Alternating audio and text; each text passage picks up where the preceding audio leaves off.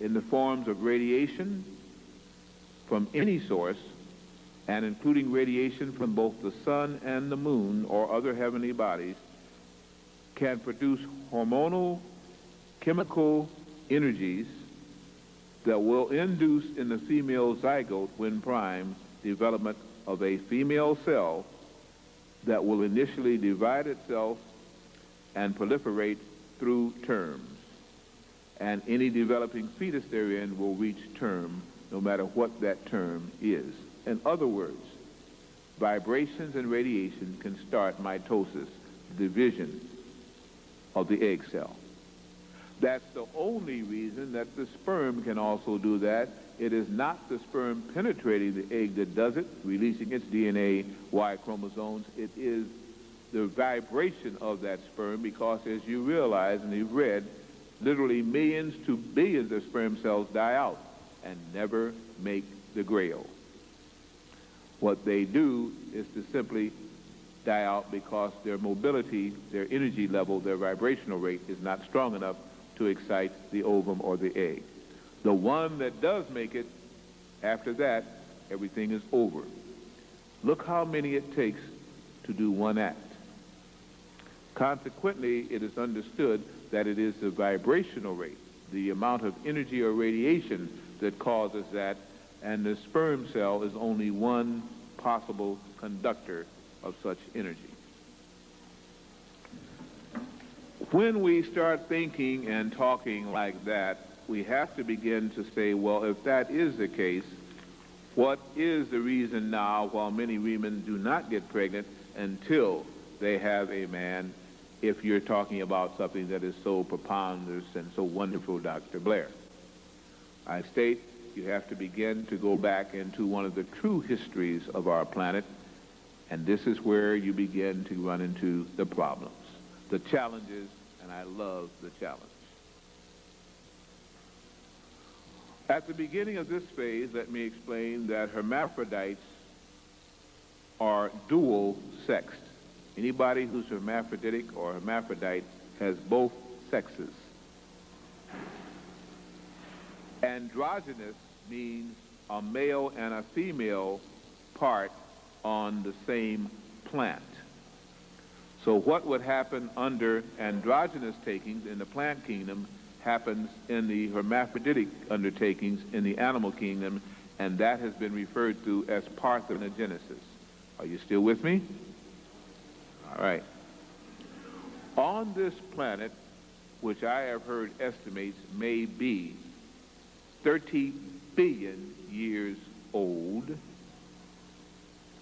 30 billion years old, many, many, many things have happened that we will probably never remember until we are more than man.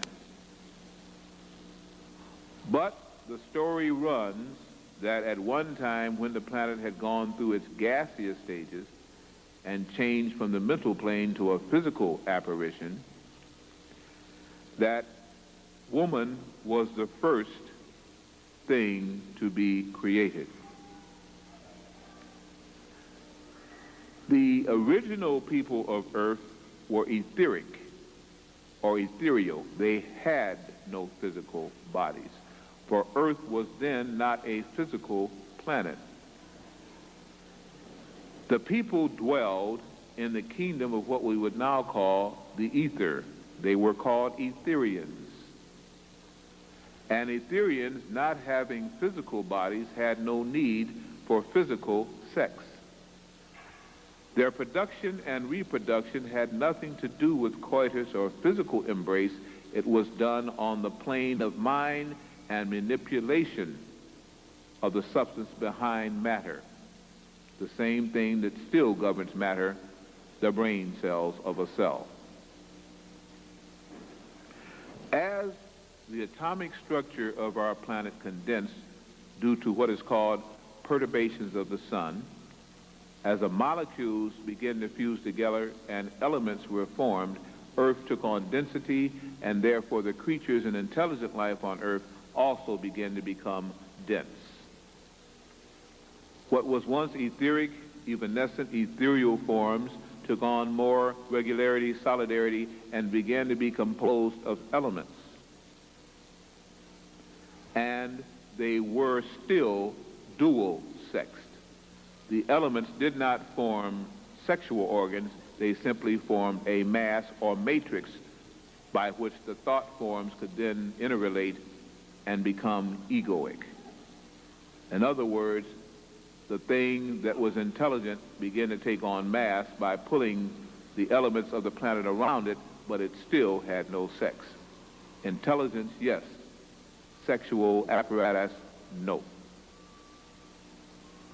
It's interesting that the word androgynous means having male and female parts on the same plant cluster, but androgen has been named by men as being the substance that induces or strengthens masculine characteristics, such as a male sex hormone.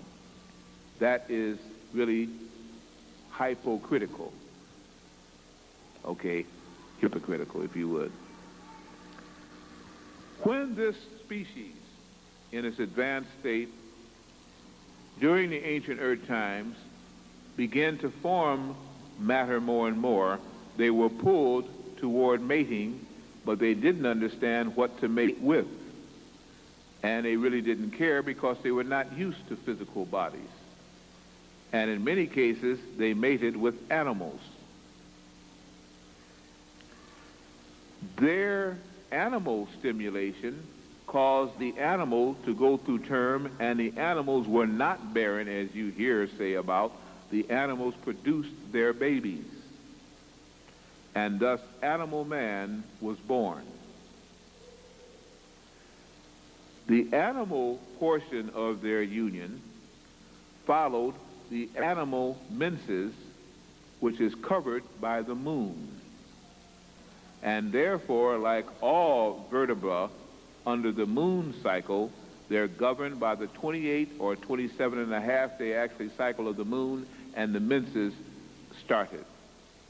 The menses is a reference to the physical animal body that is now part of your godlike body that you used to have.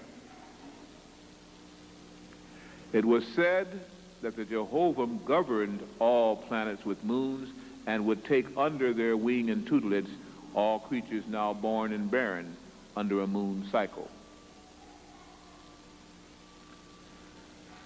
As the lower vibratory creatures are created to follow a moon cycle, and higher vibratory creatures are built to follow a planetary cycle, there is supposed to be a distinct difference in what they go through and how they are governed.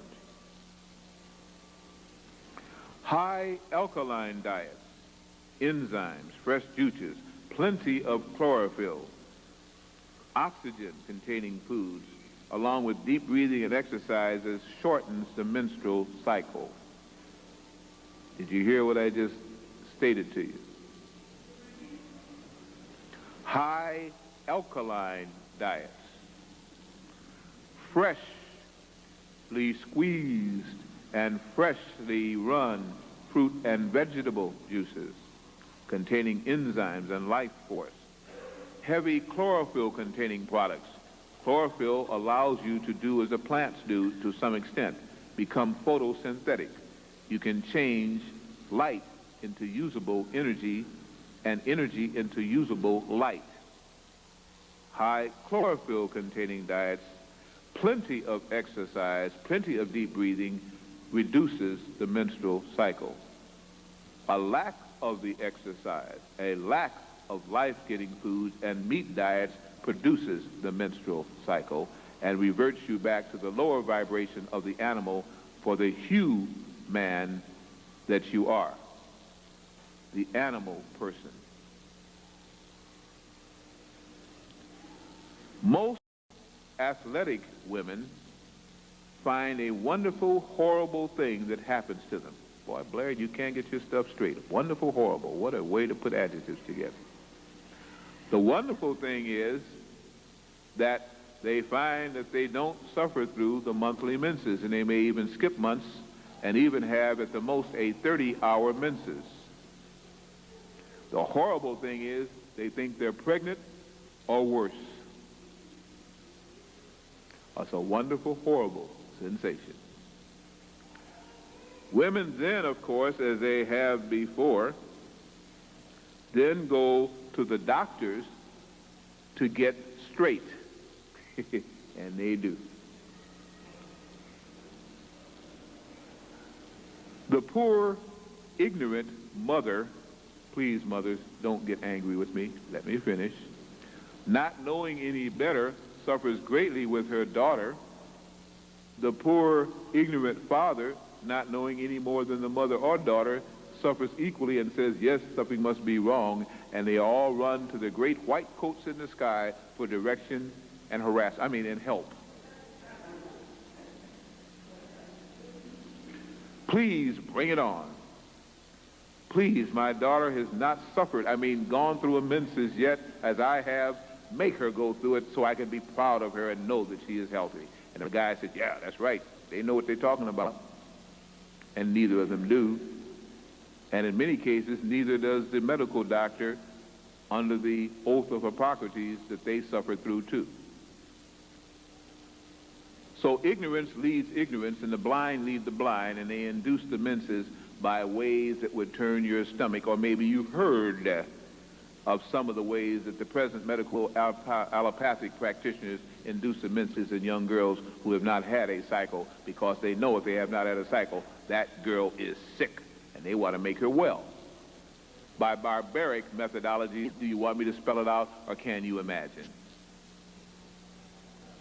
Those prone lie-down tables which women help themselves strap into have induced more trauma that some women never get over, but usually on a 6-month basis they go for more. Not only sulfur and drugs that are caustic to epidermal tissue are administered internally to a woman, but solutions and devices are inserted that can even tear up the womb in the best practitioner who has loving tenderness on his or her mind. Some women never recover from that. And yes, it will bring on some kind of hemorrhaging, I guarantee you. The old ways, the folk ways, the dumb ways, using herbals to do anything you wanted to and magnets to do anything you wanted to, would be too simple, too simplistic for the modern practitioners of medicine, so they make it a dual thing. You have to usually come back twice a month for 6 months, and they get rich off of your suffering, and then you experience the final crustacea, the final wonderful thing. You have a menses. Isn't that wonderful? That's because, in ignorance, woman thinks that that is the only way she can be healthy, and the absence of which means ill health or pregnancy. Oh, how we have suffered through ignorance. Original female, when she wanted to bring forth birth, simply agitated the elements under her direction, under her matrix, and begin to form self. First of all, as living beings, and this is the ancient legend when people were not born through eggs, and then later on, as she mated again with animals, had to go through the animal methodology of producing through living birth and through, again, excretion and term.